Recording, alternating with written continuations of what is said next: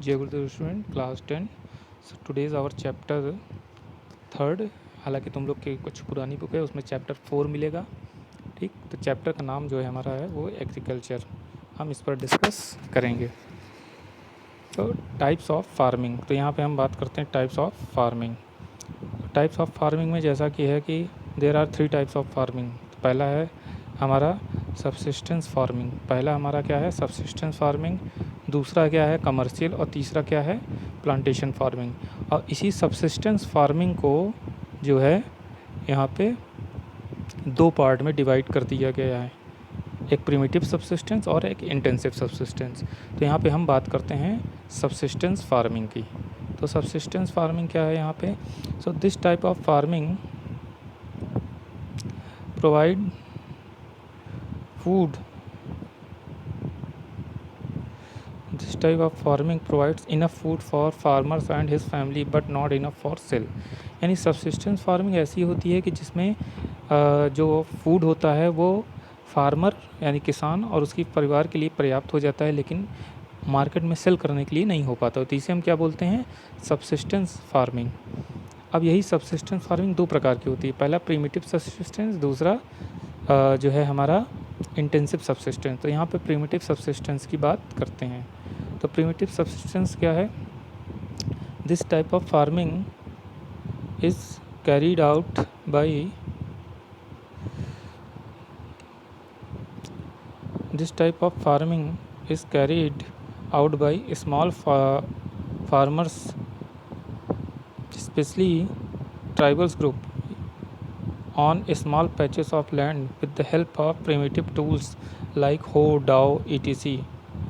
और यानी कि ये जो फार्मिंग है ये प्रैक्टिस की जाती है छोटे किसानों द्वारा, हालांकि ये संबंधित होती है हमारी ट्राइबल ग्रुप से, यानी जो जनजातीय लोग हैं, आदिवासी लोग। On small patches of land, ये बहुत ही ज़मीन के छोटे से टुकड़े पर इसको प्रोडक्शन किया जाता है, crop production, with the help of किसकी सहायता से, प्रिमिटिव टूल्स, यानी जो पुराने टूल्स हुआ करते थे पहले के ज़माने में, जैसे होआ, डाओ, ठीक है, इस तरह चीज़ों से। सो यूजिंग दिस फैमिली और कम्युनिटी लेबर्स यूजिंग, और यहाँ पे जो लेबर्स होते हैं वो परिवार के ही सदस्य होते हैं, कहीं बाहर से लेबर या मज़दूर बुलाना नहीं पड़ता। This type of cultivation depended on monsoon, और इस तरह की जो कृषि होती है मानसून पर डिपेंड होती है।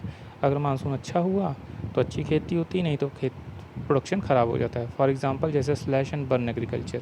तो स्लैश एंड बर्न एग्रीकल्चर क्या है, ये भी एक प्रकार की प्रिमिटिव सब्सिस्टेंस है, ठीक है। तो in this type of agriculture farmers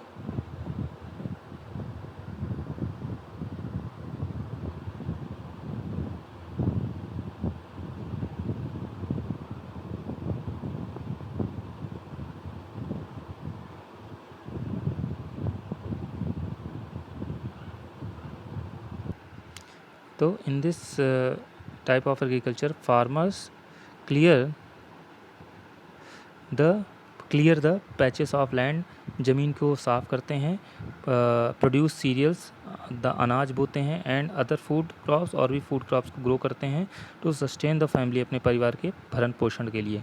when the soil fertility decrease, जब सॉइल फर्टिलिटी ख़राब हो जाती है तो फार्मर जो होते हैं clear the fresh patches of land for cultivation, फिर आगे जाके आगे बढ़ जाते हैं और वहाँ पे ज़मीन के जो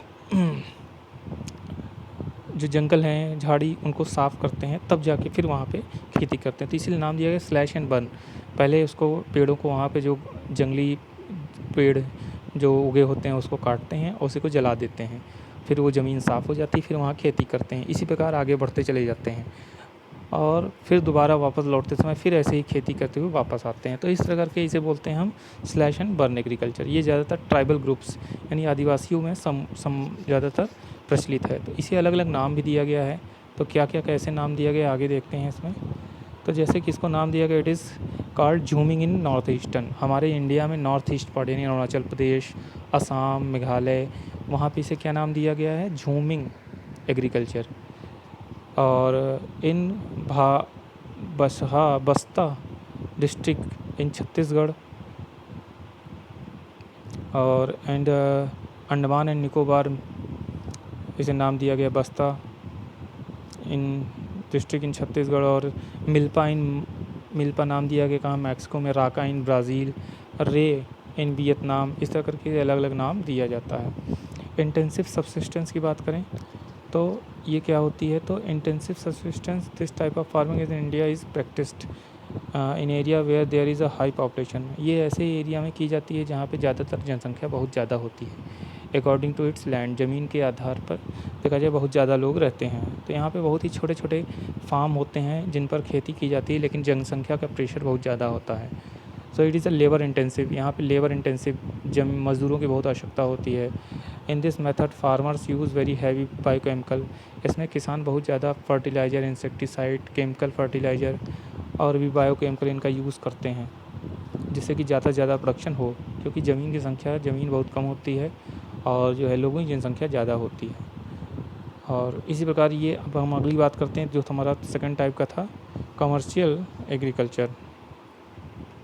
तो कमर्शियल फार्मिंग क्या बात करते हैं, this type of agriculture is practised on a large scale by using modern technology to earn a good income.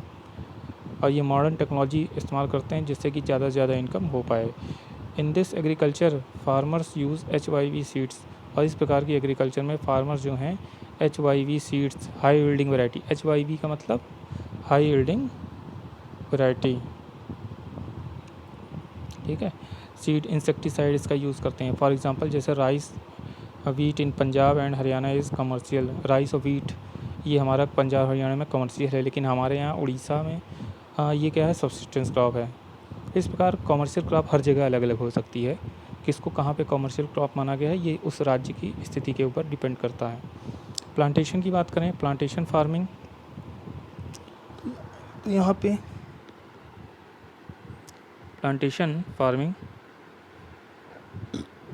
तो in this type of farming only a single crop is growing on a large scale. इसमें एक प्रकार की फसल बड़े पैमाने पर grow किया जाता है, so that it covers large tracts of land. इसके लिए बहुत ही ज़्यादा ज़मीन की आवश्यकता होती है। यूजिंग कैपिटल इंटेंसिव, बहुत ज़्यादा पैसा लगता है इसमें। कैपिटल इंटेंसिव का मतलब होता है पूंजी, पैसा लगाना। Input with the help of migrant labours, और इसके द्वारा हमें कुछ बाहर से लेबर मंगाने पड़ते हैं, ठीक है। तो सो फॉर एग्जांपल जैसे tea plantation in Assam, coffee in Karnataka, ठीक है। तो इस तरह के ये हमारे रबड़ प्लांटेशन ये हो गया, तो इस तरह करके ये हमारे प्लांटेशन क्रॉप कहलाती हैं। तो बच्चों आज के लिए इतना ही, बाकी की हम क्रॉपिंग पैटर्न की बात करेंगे नेक्स्ट टर्न पे। तो जय गुरुदेव।